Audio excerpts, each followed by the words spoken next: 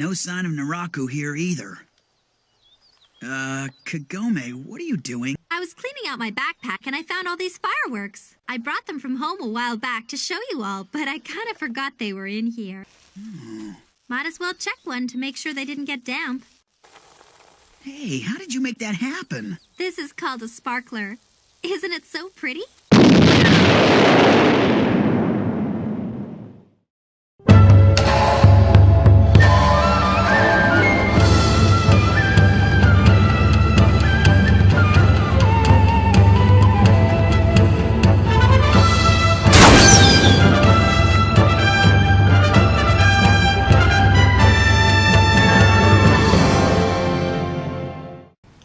Man, what a way to start off. Oh god. Hey guys, what's up? It's BigJackFilms here, and welcome back to the InuYasha vlogs. This is episode 101. I can't remember the title of this one, quite frankly, because this is another filler episode. And not only is it another filler episode, it's another Moroku episode. Like, not necessarily a good Moroku episode. This is one of those ones where we're going to see repeats of this, where Moroku had a past experience with ladies at a village, or a woman, or something. This has happened so many times now that, quite frankly, it starts getting very annoying. But what's the story, essentially? We actually open this particular episode with Moroku as a young lad out in the mountains of Katathus, I guess. It's sort of like Lord of the Rings all of a sudden.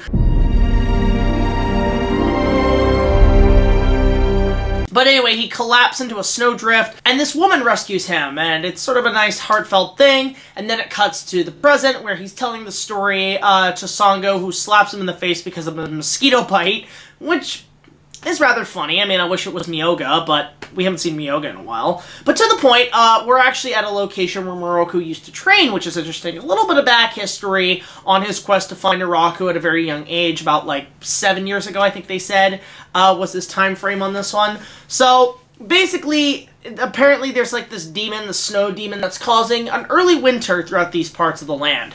And it leads to actually something I realized that I remember from a long time ago. There's a bit involving InuYasha and Kagome where they're kind of taking a break, and InuYasha's like, we haven't seen Naraku anywhere, he's missing. And Kagome pulls out fireworks, and just to check to see how they work. Now, the reason I remember this scene so fondly was because back in my early teen days, even before the days of YouTube, there was a website called ytmnd.com, and it was basically YouTube poops, what with GIFs, and it was a really funny website, and you could look up anything, and there was a joke about it. I remember being one with this scene, and at the end it has it where Kagome explodes, because the fireworks were defective.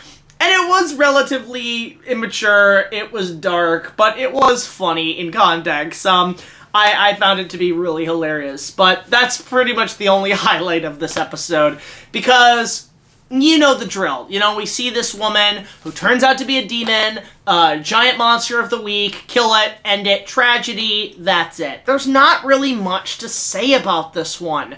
It is really, again, dull. These filler episodes are just constant, and we're still on the tail end of Season 4, basically. Now, thankfully, this is Season 5, don't get me wrong, but we're kind of at the tail end of it. I will say that the voice actress who does the Snow Demon is Willow Johnson, who voices Kikyo on the series, and she's a great actress, and she does her part in this. I mean, the one thing we do get, which is relatively funny, is I guess the life lesson for Moroku is, don't have this many kids. I mean, this is essentially an episode of The Maury Show, where it's like, dude, just put a cap on it, for fuck's sakes. But to the point, it's sort of to teach him, is this what kids are going to be like? But in this case, he's got, like, multiple. And I can't remember what the hell happened to the kids after this one. Were they an admiration? Were they, were they sent back to their families? Like, we don't know. That's how, from point A to B, out one ear, out the other, this episode goes. In fact, I've been watching this episode as background noise while I do reamps on the apartment here. So,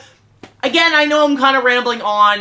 This is going to be a very short vlog, but this episode is one of the weakest of the season. It is nothing but padded filler, and thankfully, for a while, it will actually be the last. Thank God. I was getting really sick of this all throughout Season 4.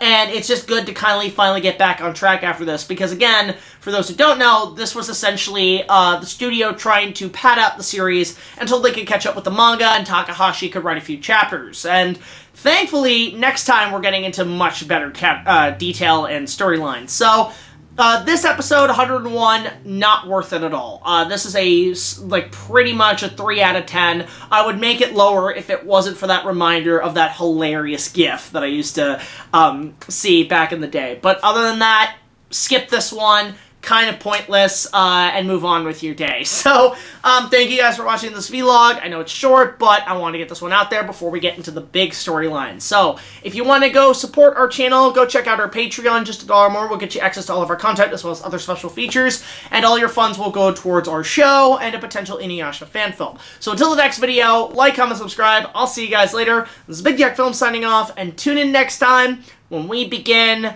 one of the longest arcs of the series, and essentially the journey to what is known as Mount Hakurei. So until next time, see you guys later. Take it easy.